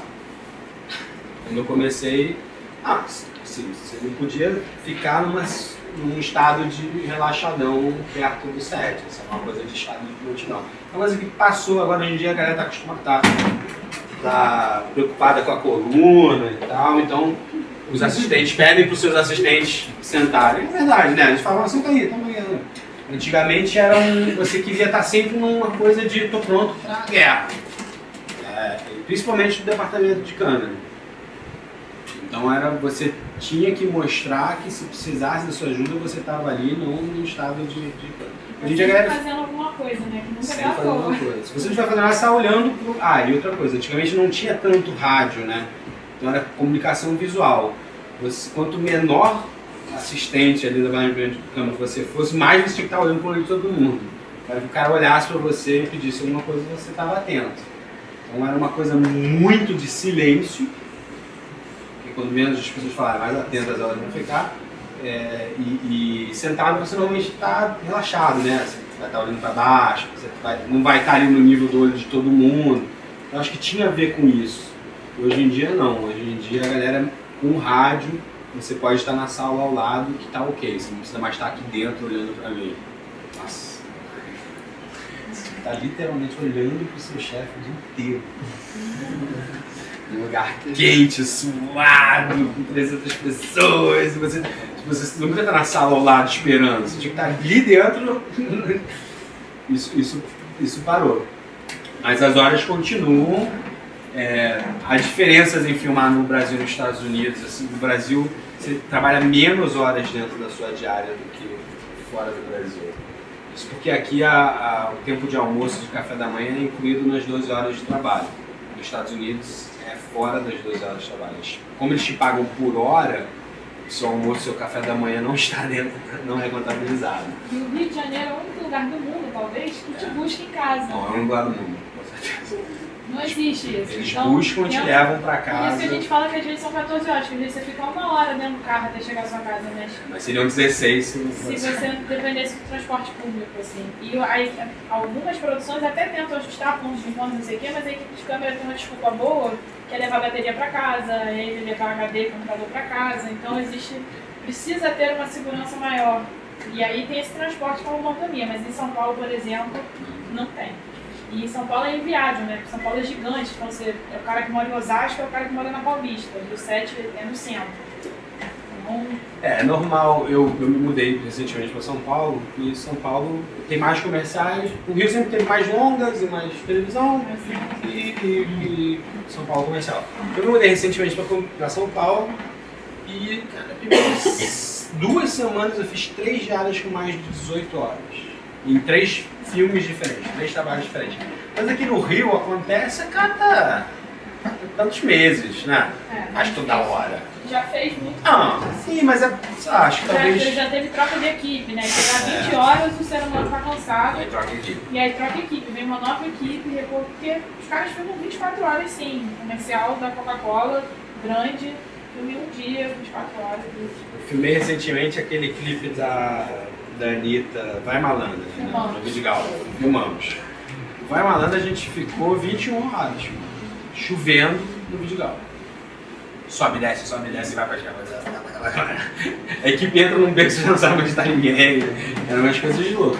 Usando uma quentinha ali no bar da tiazinha, porque não parou pra comer. Choveu. É engraçado, porque a gente no Rio fala que os jobs no Rio são mais difíceis do que em São Paulo, porque no Rio É normal você ter que subir a comunidade 3h30 da manhã para filmar o sol nascendo, lá do alto. É normal você ter que filmar na praia o dia inteiro, 3 dias seguidos, lá em Grumari, sem figurantes com envelope. Essas são diárias que pode acontecer qualquer filme que te chama. Em São Paulo, o normal é você passar o dia inteiro no estúdio, por exemplo. É normal você filmar aqui dentro durante 2 horas de trabalho. Então, quando tem uma coisa um pouquinho diferente, como as nossas diárias normais, é bem diferente. Então, a descrição do pior job no Rio, apesar daquele não ter sido o pior job no Rio, é o que ele filma. Filmar no Vidigal, 21 horas chovendo um videoclipe. Que tinha fã, tinha tipo fãs cercando o lugar que a gente passava, sabe? Não é um comercial de papel higiênico, por exemplo, um cantinho, que ninguém se interessa. É e filmar. Foi o Lula Carvalho, né? Que foi o diretor E do foi filme, o Terry Richardson, Richardson. que na semana seguinte deixou de ser o Terry Richardson. Terry Richardson virou o assediador das estrelas. Com toda a razão. Acho engraçado, né? Tava todo orgulhoso de fazer. Eu também, eu apaguei a foto do Instagram no É dele, eu nem postei. Eu postei, era eu e ele e eu a câmera. E aí depois, na semana seguinte, veio o escândalo, eu apaguei na hora e Eu também me simpatizei com a Supermodel já. foi pesado. Como tem acontecido? Uma dúvida que eu tenho com relação ao clipe. Ah, o quê? Ao clipe. Clipe? Por ser o Rio de Janeiro e vocês tiveram esse problema do clima, eles não pediram para poder fazer alguma correção que simulasse uma situação de calor? Ah, legal você falar isso. Desse filme não.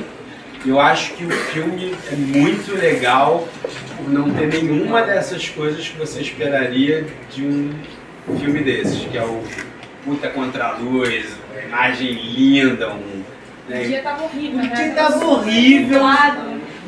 Chovendo, nublado, tempo feio, mas eu acho que tem a ver com a história, com o conteúdo do clipe. Não sei se vocês assistiram o filme, mas acho que tem a ver com a imagem, cara. Tá lá, sabe? Eu acho que o dia feio tem a ver com a imagem que a gente filmou. Não que deixe as coisas feias, mas talvez se fosse aquele clipe, o filme da Natura, com a Anitta andando com a bunda em quadro, não fosse tão legal. E aí você ia estar tentando maquiar alguma coisa, mas o fato do dia estar daquele jeito, eu acho que você sentiu isso, eu tô viajando. Não, tá certo. Eu isso. Você não está tentando maquiar, deixar ela linda, maravilhosa, não sei o que. Você está mostrando o que ela é e do jeito que ela quis ser retratada. Ela não tentou. Esconde aqui, joga uma luz aqui de baixo para cobrir a sombrinha. Ela foi daquele jeito e eu acho que o filme retratou bem O dia a dia da comunidade, o dia normal. o dia a dia da comunidade normal, que é chovendo. Chove caralho. Tijolo imprimiu tijolo, né? O biquíni preto imprimiu preto. E é foda, cara. Quando chove lá, sabe? Vocês devem ter visto imagens da chuva de ontem aí, pô, nas comunidades, cara. Na Niemeyer, eles foram ali. Sabe? Eu acho, apesar de não ter tido isso no filme, tá lá aquele tempo feio, assim, eu gostei. Eu acho que se tivesse que escolher um tempo para se filmar, aquela seria uma opção válida, sabe? Eu conseguiria ver lá galera da agência lá, gringa, fazendo pitch no filme, falando, não, acho que é o tempo feio, chuva, né? Eu perguntei, mas se uma situação de bronzeamento, Não, então, aí eu vou te... bronzeamento no tempo nublado... Então, vou te contar um outro filme que eu fiz com o Biel. A gente fez um filme da Corona. Nossa, 14 diárias da Corona. 14 diárias é muito tempo no comercial. Comercial normalmente é um dia, 2. 80% dos comerciais não tem mais de 3 dias, sabe? Poucos os que são muitos dias. E era uma campanha grande da Corona, vários filmes. 6 filmes, 5 filmes, e cada filme era assim, Sunset, Praia, Beach, eram nomes sempre relacionados a verão. E a Corona tem ali aquele look laranja, né? Meio sol, né? Uma coisa meio pôr do sol. E a gente foi para São Paulo filmar o filme da Corona. O diretor era australiano, um cara que tinha ganhado um monte de prêmio, um monte de comercial australiano. O fotógrafo era o fotógrafo que fez o último filme do Coppola, que é esqueci o nome dele, vou lembrar até o final aqui. Mas era um cara super bacana, veio dos Estados Unidos, ele era polaco, alguma coisa. E aí chegou para filmar e deu chuva de 14 dias. filmando em São Paulo. Aí ninguém começou a pirar, né? Ah não, vamos pra Fernando de Noronha, vamos pra Ilha Bela, vamos pra Ilha Grande, um monte de lugar que pudesse não estar chovendo. Ilha Bela ia estar chovendo, a gente acabou indo pra Ilha Bela, choveu Ilha Bela. Mas quando rolou essa coisa de vamos pra Fernando de Noronha, nossa, a equipe brilhou o olho da galera. Fernando de Noronha 14 dias. Só que não podia ser Fernando de Noronha porque acho que não podia identificar o lugar que a gente estava. Era uma campanha mundial, você tinha que estar em qualquer lugar do mundo, você não podia. Então as pessoas eram selecionadas meio. Pô, esse cara aqui parece que é do não sei aonde, sabe? A galera era selecionada para ser do mundo. Como todo brasileiro é, mas um pouquinho mais específico. E aí decidiram que não íamos, então, não vamos fazer essa loucura de na véspera, escolher, né, locações absurdas, vamos filmar no São Paulo e o máximo ia até a Ilha Bela. Chovendo. Só que chamaram um cara a mais. Veio um cara lá do Canadá, trabalha com uma casa de pós-produção foda, que tinha feito lá o Game of Thrones. E o trabalho dele era receber o material que eu dava pra ele e ele tinha 75 pôr do sol em vídeo diferentes pra botar atrás. Ele pegava a nossa imagem e encaixava o pôr do sol. Quando eu faço 75, ele tinha mais de 70 diferentes, em vídeo. Com o sol descendo devagarzinho, assim, incrível. Incrível, animação, sabe? Parecia que o cara tinha feito, e com nuvem pra caramba, sem nuvem, com céu azul, rosa, de todas as coisas que fizesse. E foi muito legal, né? Porque aí agora você, apesar de estar com um sol horrível, a gente iluminava como se tivesse um dia lindo, e o fundo que estava cinza, feio, era substituído. Claro que ele fazia uma coisa muito às pressas ali do meu lado, e quem ia trabalhar mesmo era a casa de pós-produção que ele trabalhava. 50 pessoas fazendo o trabalho que ele fez em 30 segundos, fazendo com qualidade. E foi um dos primeiros trabalhos que eu fiz no Brasil depois do Tartaruga Ninja. E aí, a primeira vez que ele fez isso, ficou muito diferente o fundo que ele estava entregando, laranja, rosa, azul, com a imagem que a gente estava filmando. A imagem que a gente estava filmando, apesar da luz ser luz de dia bonito, tinha uma cor errada, né? Uma cor que não era compatível com o fundo do cara. E aí entrou a correção de cor ao vivo, que eu já estava fazendo e consegui botar naquele trabalho. E fez toda a diferença no trabalho. Porque aí a partir ainda no primeiro dia, eu conseguia que todo mundo no ao vivo estivesse vendo a correção de cor mais quente, mais um tom mais quente, e ele botava, depois de receber o material, o pôr do sol. Então batia, parecia mesmo que ficava mais realista. E foi um dos primeiros trabalhos no Brasil, assim. Eu lembro que na época foi bem bacana. O produtor brasileiro veio me agradecer depois de novo, me contou essa história que queria ir para Fernando de Noronha, né? E que no final decidiram ficar aqui por uma questão de grana, e que aquilo ali estava ajudando dando suporte à decisão de ficar, né? E em vez de ter um monte de cliente putaço porque dava uma merda. Também estava uma merda. Ainda tem isso, na publicidade a gente filma com o diretor, né? Que a gente mandava tem uma agência atrás, que são os clientes, são os donos dos roteiros da publicidade. E que normalmente não entendem nada. Nada tecnicamente, mas são os caras que, se aquele vermelho não está imprimindo vermelho, eles vão vetar, e a gente já cansou de mover a câmera para já começar o setup, tem que voltar para trás, porque alguém da agência levantou a mão. Cara, na verdade o filme é dos caras. Os caras tiveram a ideia, eles estão no filme há um ano, vendendo para 30 mil pessoas, e aí a gente chega na véspera pela primeira vez, nem vê o roteiro.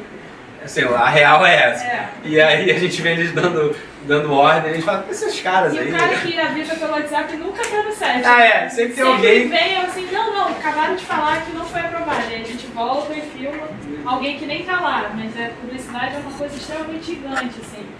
E quando a gente é chamado para um trabalho, que às vezes acontece em um dia, às vezes acontece em 12 horas, em 20 ou 24, a responsabilidade, a seriedade técnica ali, ela é extremamente, a exigência é elevada a um nível máximo.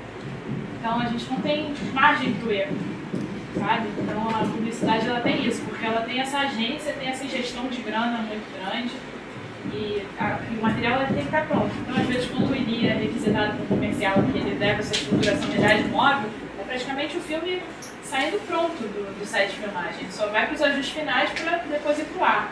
Você não vai citar o exemplo do Niele, né? O cara queria fazer o cabelo do Niele Gold ficar vermelho e ficar dourado, sabe? Isso me ligaram. Pode internet. Quer? Me ligaram um filme, chamaram pro filme, chegou uma semana antes e falaram, não, a gente não precisa mais de você, porque eu cobro mais para fazer essas coisas de correção de cor do que um logger cobra só para copiar. Mas eu também trabalho como logger, eu posso trabalhar só copiando material e deixar toda essa ferramenta em casa e fazer um cachê menor. Aí chegou uma semana antes do filme e ligam e falam, agora você vai ter que trabalhar só como logger. Isso para mim é uma diferença grande no orçamento. Mas tudo bem, vai estar lá os meus amigos.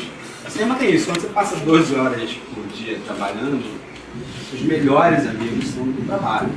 Principalmente quando a gente trabalha cada dia com uma pessoa diferente, um grupo de pessoas diferentes, passa um mês junto, aí depois fica 3, 4 meses sem trabalhar com aquelas pessoas, e durante as viagens, você acaba se aproximando muito.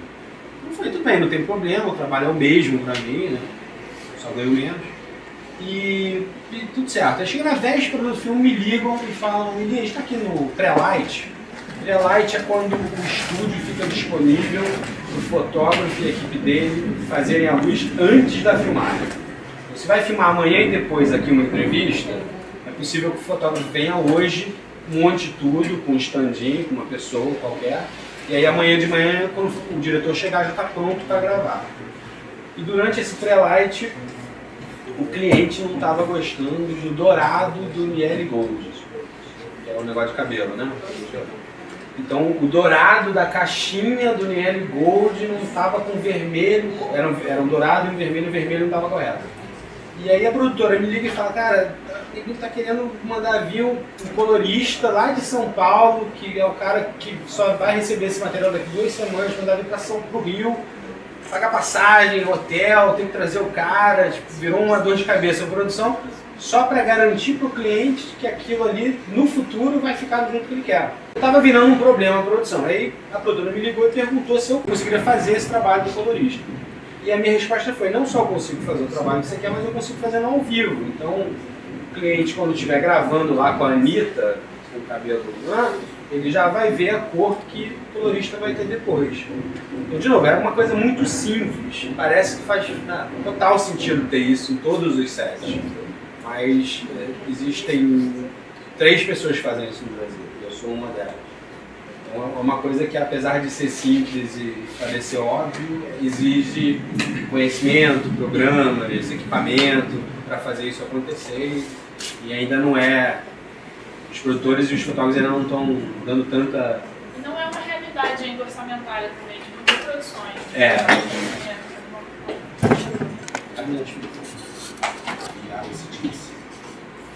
Então ainda está meio assim, sabe? Ainda tenho que explicar, essa explicação que eu estou dando para vocês eu dou para muitos produtores, quase em todos os filmes que eu faço. Principalmente na hora da negociação, quando eu começo a justificar os meus valores e por que eu acho que o equipamento é importante. Tem essas coisas. Tem 300 mil séries de Netflix. Alguém viu essa aí? Diga-se. Da Naomi Watts. Então, a diferença dessa série para outras é o look dela. Ela é bem diferente no sentido que a Naomi Watts está com 48 anos. Ela que fez aquele King Kong, ela era novinha. E ela é produtora, protagonista do filme, do Gypsy, a razão do Gypsy ser feito porque ela está envolvendo o projeto. Então, o fotógrafo foi escolhido para que deixasse ela bonita. Literalmente, vou escolher um fotógrafo que costuma deixar as atrizes mulheres lindas. E quando ele chegou com algumas ideias. Uma ideia era usar essa câmera que vê no escuro, porque ele conseguiria trabalhar com menos luz e com isso ter mais controle. E a outra ideia, porque ele queria usar muito, que ele teve, era botar vários filtros de difusão. Então é como se no passado a gente fazia isso, pegava meia calça da mulher e botava na frente da lente. E era assim mesmo que se fazia, assim, você rodava em filme, em película, para o cinema com uma meia calça na frente da lente, só para quebrar um pouco a definição da lente. Porque num close de uma mulher, Se você botar uma meia calça na frente da lente, você não vai ter um monte de quadradinho, porque está desfocado. Você vai ter só um leve desfoque na imagem toda, não só onde a linha passa. Então isso é uma explicação muito simples de um filtro que a gente colocou naqueles, botou 3 níveis de difusão desse, e aí sai a imagem que vocês vão ver agora. Então a imagem tem, a pele é muito suave, se você tem algum contraluz forte, logo fica meio lavado. E outra coisa que essa imagem tem diferente de outras séries, de outros filmes, é que ela é um pouco desaturada, ela tem menos cor do que normalmente você teria num filme qualquer. Então ela tem um pouco, então a imagem um pouco mais lavada, com pouca cor. A diferença do Netflix que eu estava explicando, começa com uns quadradinhos, assim, umas coisinhas que não estão na imagem, são artefatos. Então, o que acontecia nesse filme? A gente filmava durante a semana, o fotógrafo no final de semana, com 8 episódios, então no final de semana ia lá na correção de cor e via com o colorista se tudo que a gente estava entregando batia com o que ele queria. Fazia modificações.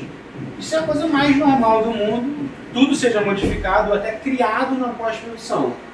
Nesse filme especificamente, foi criado no set e não teve alteração na pós.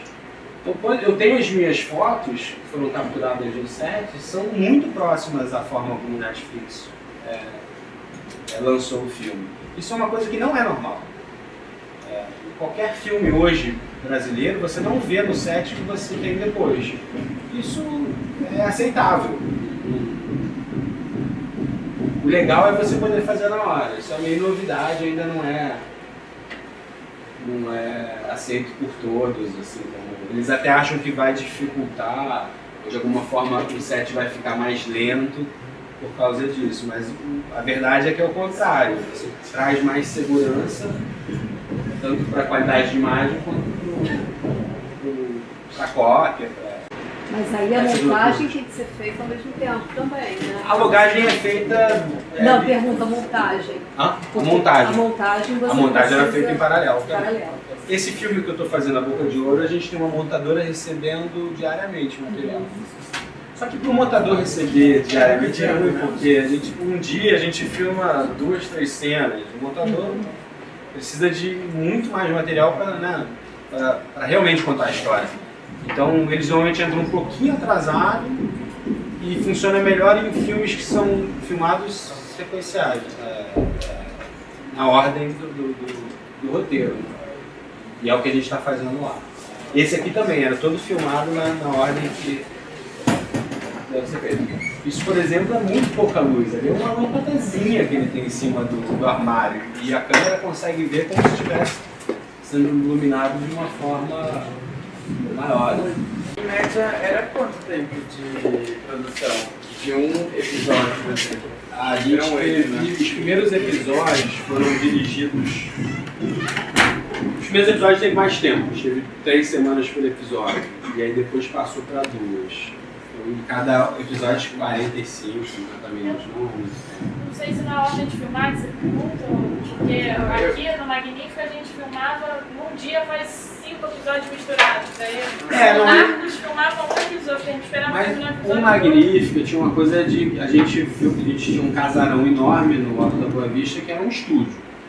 Então a gente estava ali como se filma num estúdio. Esse filme também tinha muito estúdio. Agora, se você vai filmar um filme de locação, aí você tem que reduzir consideravelmente a quantidade de material para filmar por dia. Em estúdio você tem o silêncio de um estúdio, né? Você não precisa ficar repetindo por causa de batida de barulho de não sei o quê. Então você tem controle e controle de luz também. Você não vai precisar, assim, numa locação, se tiver uma entrada de luz muito grande, você tem que compensar o sol. No final da tarde você tem que compensar a luz que você tinha no início, começa a virar uma guerra contra os elementos. Então, em estúdio você tem mais controle. No Magnífico a gente tinha mais controle.